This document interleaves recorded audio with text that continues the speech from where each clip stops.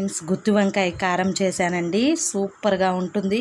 ముందుగా పచ్చిపప్పు, ధనియాలు, అలాగే జీలకర్రని వేయించుకొని పొడి కొట్టుకున్నాను. తర్వాత వెల్లుల్లి కారం సిద్ధం చేసుకొని వంకాయలు ఆయిల్లో బాగా వేగాక పసుపు అలాగే ఉప్పు వేశాను. మగ్గిన తర్వాత మనం పొడి చేసుకున్న పొడి అలాగే కారంని యాడ్ చేసుకున్నాను. సూపర్గా ఉంటుంది ఇది ఫ్రెండ్స్.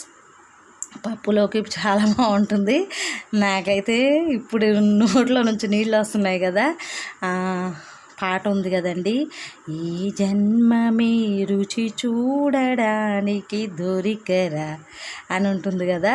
అలాగే నాకు ఈరోజు పప్పు ఈ వంకాయ కారం వేసుకొని టేస్ట్ చేయాలని మా వారికి ఇష్టంగా వండి పెడుతున్నానండి. ఏమండి, ఎలా ఉంది గుత్తి వంకాయ కారం? ఫ్రెండ్స్, పప్పు అండి, పప్పు ఉడికిపోయింది. ఎర్ర కందిపప్పు ఇప్పుడు రుబ్బి తాలింపు వేసుకుంటాను. బియ్యము కడిగి పెట్టానండి, నానుతున్నాయి. ఫ్రెండ్స్, కాటన్ ఇడ్లీ రవ్వ అంటండి, ఫస్ట్ టైం వాడుతున్నాను. ఎలా ఉంటుందో చూడాలి. రవ్వ నానేస్తాను రేపటి ఇడ్లీ కోసం. అలాగే మినపప్పు నానబెట్టానండి. ఫ్రెండ్స్, చెక్కలు తెచ్చారండి ఇప్పుడే మా హస్బెండ్. ఈ చెక్కల్లో పచ్చిమిర్చి నంజుకొని తింటే సూపర్గా ఉంటుంది.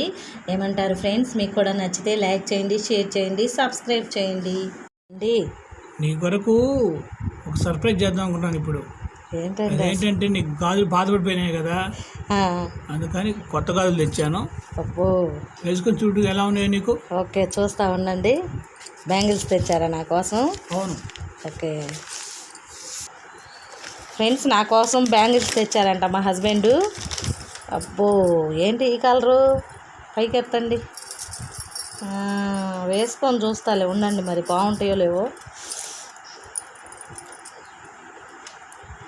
ప్రేమగా తెచ్చారు కాబట్టి వేసుకుంటాను. అవి ఎలా ఉన్నా మన ఫ్రెండ్స్ని అడుగుతాను ఎలా ఉన్నాయని. ఓకేనా?